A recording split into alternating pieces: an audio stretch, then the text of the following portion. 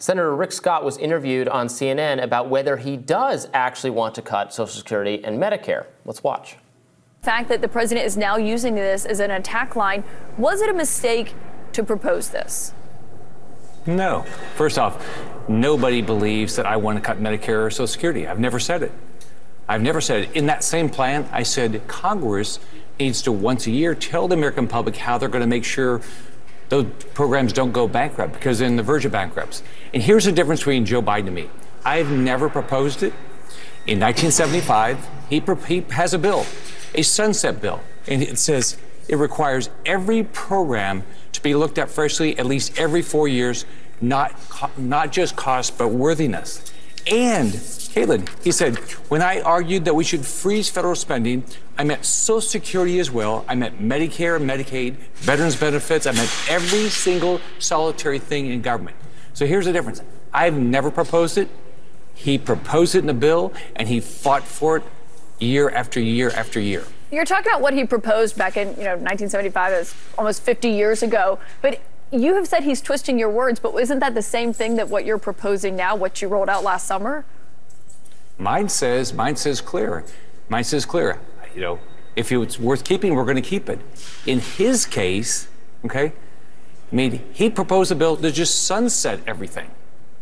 I've never done that. I've been very clear. I am not for cutting Social Security, Medicare.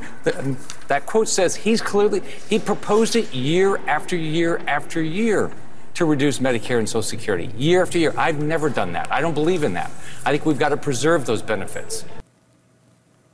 Kaitlan Collins is doing really good work. I wonder if Don Lemon screamed at her after that interview.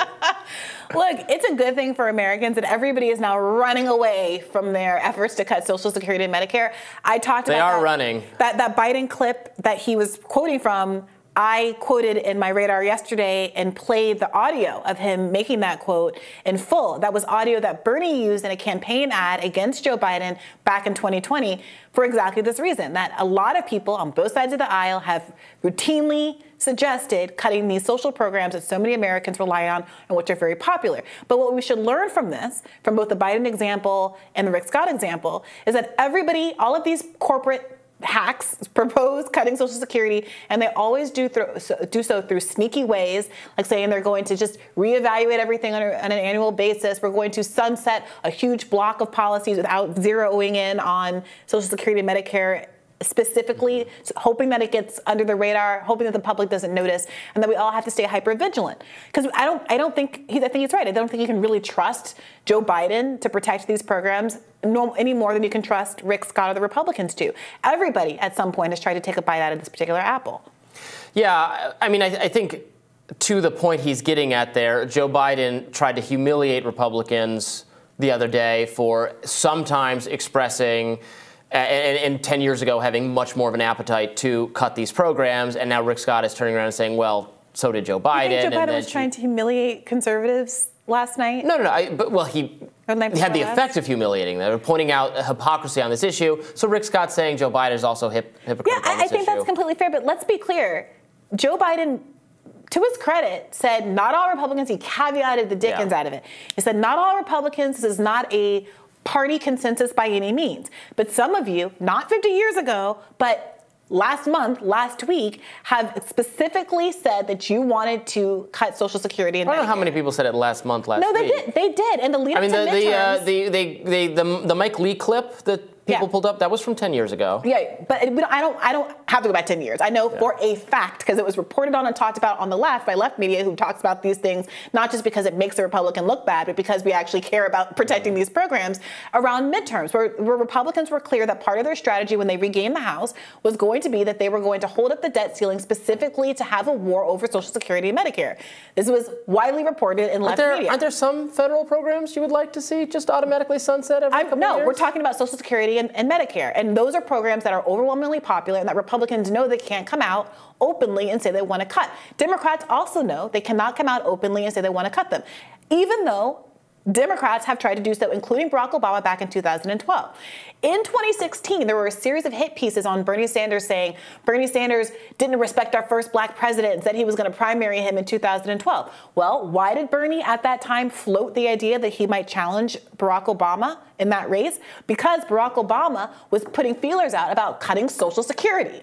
And Bernie said, I will run against Barack Obama if he lays a finger on Social Security. So Barack Obama backed off to the threat. So again and again, this is not a partisan issue, but it is absolutely the case that most recently Republicans have put a target on Medicare and Social Security's back, and it is perfectly fair for Joe Biden to call that out. I do wish Democrats were in a better moral position here by having a candidate that had actually dedicated his career to protecting those programs instead of a Johnny-come-lately like Joe Biden, who now has decided it's politically advantageous to hit Republicans on this. I do think that it's deeply hypocritical. Yeah, but there are federal programs I would love to see just automatically close off, and then we can decide if we really want the defense budget to be that high, if we really want grants to local law enforcement to buy tanks and things like that. I think that even though I think that the defense budget needs to be dramatically reduced, I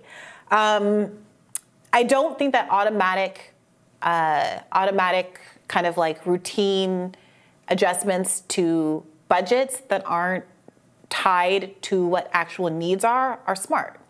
I think that you should reduce budgets based on need. You should reduce budgets based on waste. You should reduce budgets based on a change in priorities. I wish we would do that. We almost never do that. Not just, oh, well, it's the end of the year and it's time to reduce the budget, so no matter what happens, no matter who suffers, no matter what allies are abandoned, or whatever happens. Yeah. Well, the budget's always bigger than it was the year before. We never give less money to any of these programs. Well, we do. We cut budgets all the time. We cut the IRS budget. That's why we're in this. That's the one example. No, that's exactly why we're in this place where we're talking about refunding the IRS. What the Democrats have proposed, what happened at the end of last year, was only returning it to the funding levels that existed 10, 15 years ago, when, I might add, billionaires were taxed at a much higher rate because they had the resources. Rand Paul has proposed just returning our overall budget to the immediately before the pandemic rate, and that would have the effect of balancing it.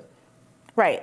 And there are pandemic era policies that are in effect because people continue to be in economic crisis. Now, if you don't care and you say it doesn't matter if people are relying on these policies, it doesn't matter if it will cause this number of evictions, this number of people to lose access to health care, or this many people to have to go, sleeping on the streets or whatever, then do it. But people cannot pretend that you can automatically just cut funding and like people don't rely on it.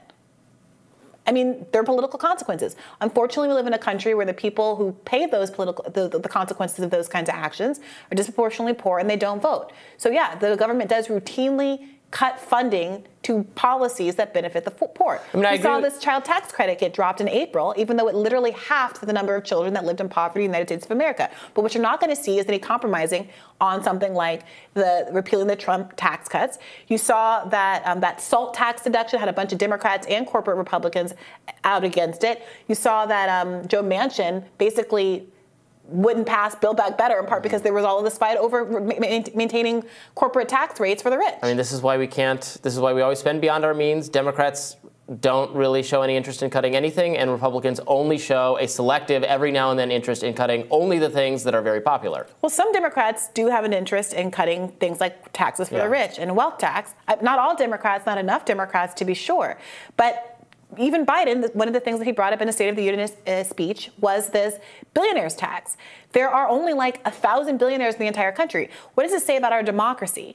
That there are a small cohort, like 1,000 billionaires, whose number, by the way, have grown like 30% in the context of the economic crisis the rest of us are going through. But there's only 1,000 billionaires, but they have the power to crush a popular policy like a billionaires tax, even though so few Americans would be affected by such a thing, and it would inure to the benefit of so many of us. That's exactly the problem. I don't know that soaking our very richest Americans even more is a long-term solution. All right, Robbie, pour one out for the billionaires as always.